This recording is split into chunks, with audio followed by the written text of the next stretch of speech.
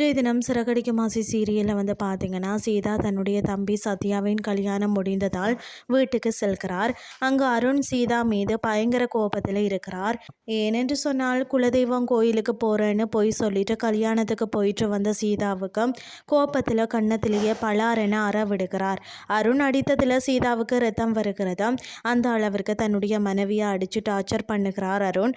அவரின் இந்த அட்டூழியங்கள் எல்லாம் சகித்து கொண்டிருக்கிறார் சீதா. அதற்கு பிறகு மறுபுறம் ஸ்ருதியின் ஹோட்டலுக்கு கனகாவின் அம்மா மேனகா வாரார். அவர் தன்னுடைய மகள் கனகாவின் திருமணத்திற்காக உணவு ஆர்டர் கொடுக்க வந்திருக்கிறார். பேப்பரில் தான் உங்கள் ஹோட்டலோட விளம்பரத்தை பார்த்தேன், எனக்கு ரொம்ப பிடிச்சிருந்தது, அதனால தான் என் பொண்ணோட கல்யாணத்துக்கு ஆர்டர் கொடுக்க வந்தேனா. வீட்டிலேயே சிம்பிளாக பண்ணுறோம், 25 பேர் தான் வருவாங்க, அதனால் நீங்கள் தான் அந்த ஃபங்க்ஷனுக்கு நல்லபடியாக உணவு டெலிவரி செய்யணும் அப்படின்னு சொல்லி கேட்கிறார். அந்த நேரம் பார்த்து மீனா பூ கொடுப்பதற்காக அங்கே வாரார். அப்போது கனகாவின் அம்மாவிடம் பூ அலங்காரத்திற்கு இவங்களிடம் ஆர்டர் கொடுங்க, கம்மி ரேட்டில் நல்லா பண்ணுவாங்க என சிபாரிசு செய்கிறார். அதற்கு கனகாவின் அம்மாவும் மேனகாவும் ஓகே சொல்லிவிடுகிறார்கள்.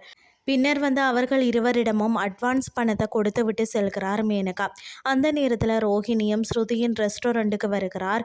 அவர் மீனாவிடம் தான் டைவர்ஸ் கொடுக்க சம்மதம் தெரிவித்த விஷயத்த சொல்கிறார். சீக்கிரமாக மனோஜ் 5 லட்சத்தை கொடுக்க சொன்னீங்கன்னா அந்த பணத்தை வாங்கிட்டு நான் ஊரை விட்டே போயிடுவேன் என சொல்கிறார் ரோஹிணி. பண கஷ்டத்தில் இருப்பதை உணர்ந்த ஸ்ருதி அங்கு வந்திருந்த கனகாவின் அம்மா மேனகாவிடம் பொண்ணுக்கு மேக்கப் போடும் ஆர்டரை பெற்று கொடுக்கிறார். இறுதியாக வீட்டில் இருக்கும் விஜயா மனோஜிடம் நாளைக்கு கோவிலுக்கு போகணும் என சொல்கிறார். நாளை தான் கல்யாணம் என்பதால் மனோஜ் தனக்கு வேலை இருப்பதாக சாக்குப்போக்கு சொல்கிறார். இதுதான் இன்றைய நாளுக்கான எபிசோட்.